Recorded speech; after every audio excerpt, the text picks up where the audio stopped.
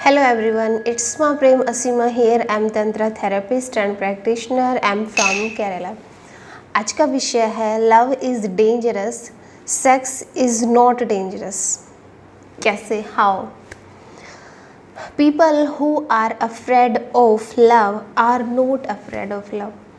ऐसा कहा जाता है, हमारे मनोवैज्ञानिकों का भी ऐसा मानना है कि जो लोग प्यार को खतरनाक मानते हैं वो सेक्स को खतरनाक नहीं मानते. बट है इसका उल्टा. प्यार खतरनाक होता है, प्यार में गिरना खतरनाक होता है, प्रेम संबंधों को निभाना खतरनाक होता है, सेक्स इतना खतरनाक नहीं होता. People who are afraid of love, जो लोग प्यार से डरते हैं वो सेक्स से नहीं डरते, क्योंकि प्यार ज़्यादा खतरनाक है सेक्स से. लव इज़ डेंजरस, प्यार खतरनाक है. Sex is not dangerous. Sex तो एक नेचुरल है, हमारा स्वभाव है, तो वो खतरनाक नहीं है. It can be manipulated. Sex को हम मैनिपुलेटेड कर सकते हैं, सेक्स को हम अपने कंट्रोल में कर सकते हैं. बट प्यार परमात्मा की देन है. प्रेम ही परमात्मा है. प्रेम हमसे बड़ा है, और जो चीज़ हमसे बड़ी है, जिस चीज़ ने हमको बनाया है, हम उसको कंट्रोल नहीं कर सकते. वो हमसे बड़ा है. हम अपनी छोटी छोटी चीज़ों के स्वामी बन सकते हैं, बट हम उस चीज़ के स्वामी नहीं बन सकते जिसने हमें पैदा किया है, जो हमारी माँ है, जो हमारी जननी है. और प्रेम हमारी जननी है.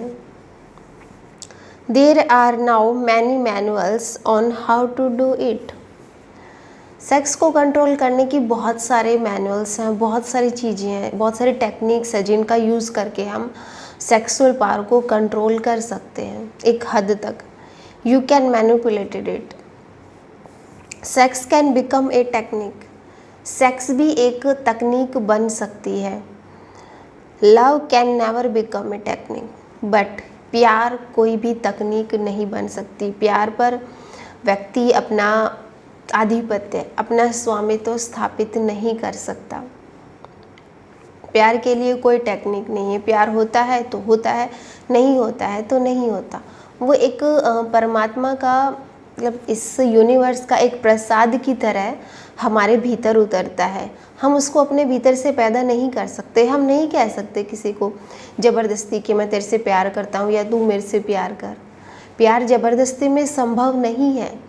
प्यार हमारे हृदय में उठता है तो उठता है, नहीं उठता है तो नहीं उठता है. हम उसको जानबूझकर अपने से भीतर से निकाल भी नहीं सकते और उसको पैदा भी नहीं कर सकते.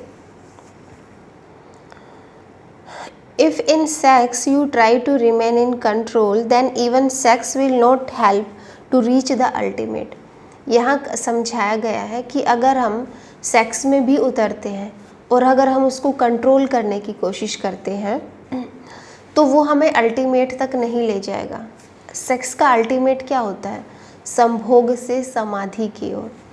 तो वो जो में अल्टीमेट ट्रूथ है ना, जो हमारा सत्य है. अगर हम सेक्स में रिलेशनशिप बनाते हैं, सेक्सुअल फिजिकल रिलेशनशिप बनाते हैं, और अगर हम वहाँ पर भी खुद को कंट्रोल करते हैं, तो जो सेक्स का अल्टीमेट गोल है ना, वो हम नहीं पहुँच सकते वहाँ तक. It will go to the certain point and you will drop back. अगर हम सेक्स में भी खुद को कंट्रोल करेंगे तो हम एक सर्टेन पॉइंट तक पहुंच जाएंगे, बट वो फिर सेक्स की जो ऊर्जा है, कामुकता, वो हमें वापस गिरा देगी जहाँ से हम उठे थे. Because somewhere it also need a let go. क्योंकि सेक्स में भी जब हम उतरते हैं तो वहाँ पर भी हमें लेट गो करने की आवश्यकता थी. वहाँ पर भी हमें खुद के अहंकार को छोड़ने की आवश्यकता थी. वहाँ पर भी हमें जो हमारे भीतर प्रभुत्व स्थापित करने की कोशिश रहती है, स्वामित्व स्थापित करने की कोशिश रहती है, हमारा ईगो आगे आता रहता है, तो वहाँ पर भी उसको लेट गो करने की, वहाँ पर भी उस अहंकार को छोड़ने की आवश्यकता थी. अगर हम नहीं छोड़ते तो जो सेक्स का भी जो अल्टीमेट गोल है वो हम कभी भी अचीव नहीं कर पाएंगे.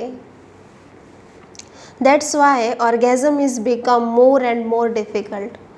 और यही कारण है हमारे पकड़ने का, सिकुड़ने का, कि हम ऑर्गेज़म तक कभी नहीं पहुंच पाते। ऑर्गेज़म और ज़्यादा मुश्किल होता जाता है, क्योंकि जितना आदमी खुद को पकड़ेगा अंदर से उतना ही सिकुड़ेगा और उतनी ही वो तनावग्रस्त हो जाएगा। तो कहा जाता है कि ऑर्गेज़म आपको टोटली रिलैक्स्ड जब आप होते हो तभी आप उसको अचीव कर सकते हो।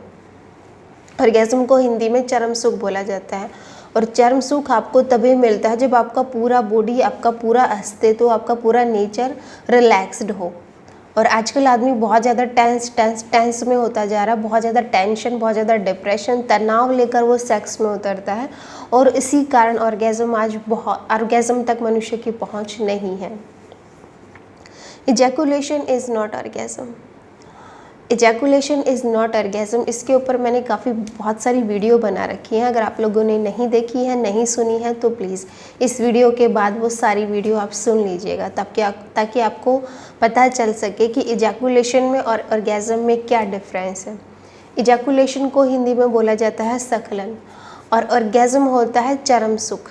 हम ऐसे बोल सकते हैं कि इजैकुलेशन इज़ अ सांसारिक word and orgasm is spiritual word.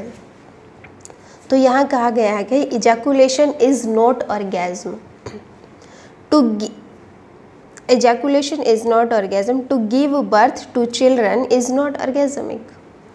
बच्चे को जन्म देना ऑर्गेज़मिक होना नहीं होता। Orgasm is the involvement of the total body. Orgasm हमें तब प्राप्त होता है, या हम ऑर्गेज़म में तब होते हैं जब हमारा पूरा टोटल बॉडी, हमारी पूरा शरीर निमज्जित होता है। Mind, body, soul all together. जब माइंड भी, शरीर भी, बॉडी भी, सोल भी, हमारी आत्मा भी, जब ये तीनों चीज़ें एक साथ इंक्लूड होती हैं, तब उसको ऑर्गेज़म बोला जाता है। बट इजैकुलेशन में या बच्चा पैदा करने में ज़रूरी नहीं है कि हमारा मन भी उसमें इन्वॉल्व हो, हमारी आत्मा भी उसमें इन्वॉल्व हो। केवल बॉडी से काम चल जाता है इजैकुलेशन के लिए या बच्चा पैदा करने के लिए। बट ऑर्गेज़म की स्टेज वो होती है जब mind, body and our soul connect और एक साथ इकट्ठी हो, एक साथ मर्ज हो। You vibrate, your whole being vibrate.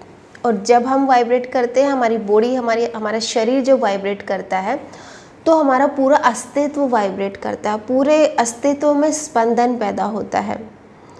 From the toes to the head, हमारे पैर के पंजों से लेकर हमारे सर तक, हमारे सहस्त्रार चक्र तक हमारा पूरा अस्तित्व कांपने लग जाता है जब हम ऑर्गेज़म की स्टेज में होते हैं। ऑर्गेज़म के ऊपर भी मैंने वीडियो बना रखा है, वो भी आप सुन लीजिएगा, ताकि जो मैं कह पा रही हूँ वो आप अच्छे से रिलेट कर पाओ, अच्छे से समझ पाओ।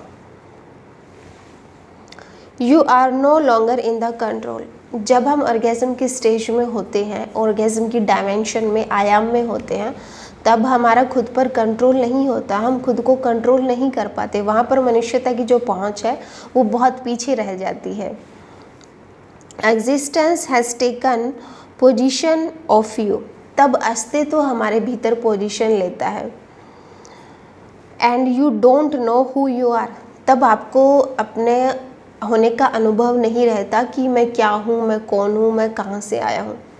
क्योंकि जो इंसान को बोला जाता है कि वह समुद्र की एक लहर भर मात्र है, तो उस लहर को एहसास नहीं होता जब समुद्र पूरा अपने छोर पर होता है। तो it is like a madness, ये एक पागलपन की तरह है जहाँ मनुष्य का कंट्रोल नहीं होता।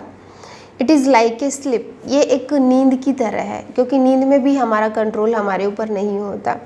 इट इज़ लाइक मेडिटेशन, ये एक ध्यान की तरह है, ये एक स्पिरिचुअल पाथ पर चलने जैसा है। ऑर्गेज़म तंत्रा में कहा जाता है कि tantra is a spiritual way to sudden enlightenment. तो ऑर्गेज़म भी ऐसा ही डायमेंशन है, एक ऐसा ही आयाम है जहाँ पर मनुष्य को ऐसा लगता है कि जैसे वो पागल हो गया है। उसका पूरा शरीर, उसका पूरा अस्तित्व, उसके मतलब पूरे शरीर में इतनी ज़्यादा कंपन पैदा होते हैं, इतना ज़्यादा स्पंदन पैदा होता है कि उसका खुद से कंट्रोल छूट जाता है। वहाँ पर वो खुद को कंट्रोल नहीं कर पाता। और जब उसकी ऐसी स्थिति आती है मैडनेस की, तब उसे एहसास होता है कि वो नींद में चला गया, मतलब उसकी वो नो माइंड हो चुका है, उसकी कोई मेमोरी नहीं रहती उस टाइम की।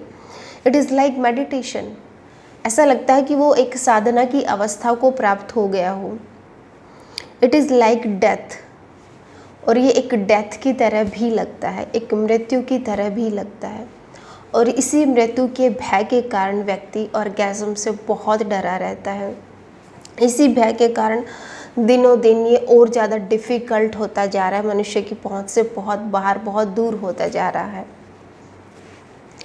तो ये था आज का विषय, एजैकुलेशन और ऑर्गेज़म क्या होता है, और प्रेम और सेक्स में क्या डिफरेंस है। आई होप आज का टॉपिक आप लोगों को पसंद आया होगा। पसंद आया है तो आप अपने दोस्तों के साथ शेयर कर सकते हैं, और डिस्क्रिप्शन बॉक्स में जितने भी मेरे लिंक हैं उन सबको ज्वाइन कर लीजिएगा, ताकि आपको डेली तंत्रा की पोस्ट पढ़ने को मिलती रहे, और जितने भी मेरे ऑनलाइन कोर्सेज़ हैं उनकी जानकारी आपको मिलती रहे, और आने वाले इवेंट्स की भी इंक्वायरी या नॉलेज जो भी आपको चाहिए वो उन सब ग्रुप टेलीग्राम ग्रुप्स में मिल जाएगी। Thank you so much for listening me. मिलते हैं नेक्स्ट वीडियो में, तब तक के लिए आप अपना और अपने परिवार का ध्यान रखें। नमस्कार।